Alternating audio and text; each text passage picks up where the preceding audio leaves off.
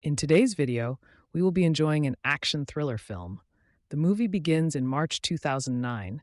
Captain Richard Phillips is packing his bags, checking his passport, and confirming his itinerary before heading to the airport with his wife Andrea at their home in Underhill, Vermont. Later, they arrive at the airport, kiss each other goodbye, and Phillips heads inside.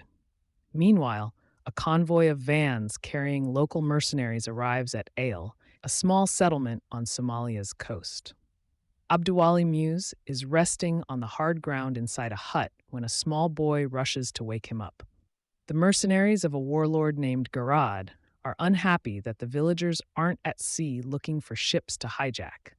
The village elder explains that they've done a previous successful hijacking last week and the week before that, but the mercs weren't having it and pressured them to get in their boats and go find another target.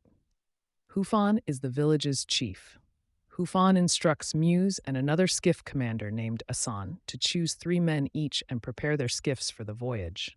The men crowd together in an attempt to persuade Muse or Assad to choose them. They are likely to be chosen if they have the expertise and or something to use as a bribe.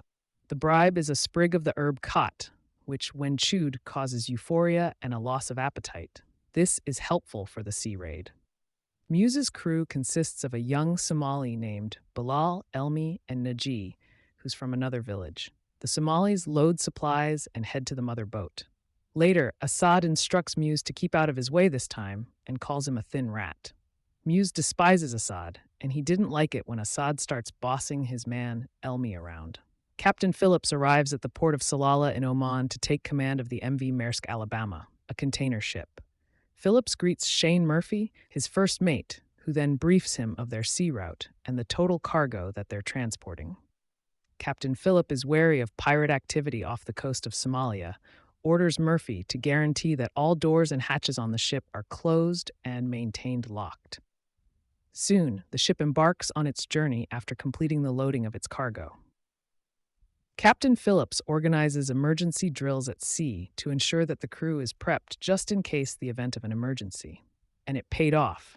Captain Phillips detects 2 little blips on the ship's radar screen not long after they begin the drill. The captain alerts Murphy about 2 incoming skiffs and instructs him to contact the U.S. Maritime Emergency. When USME didn't reply, Captain Phillips orders a 5-degree port turn and the skiffs follow. Phillips then instructs Murphy to notify the UK MTO of a probable piracy operation. Phillips is told by the female MTO officers to follow the protocols. The captain then can see that the men on the skiffs are armed now that they've gotten near enough. Afterward, Captain Phillips issues a warning to his 20-man crew, instructing them to man their stations. He picks up his radio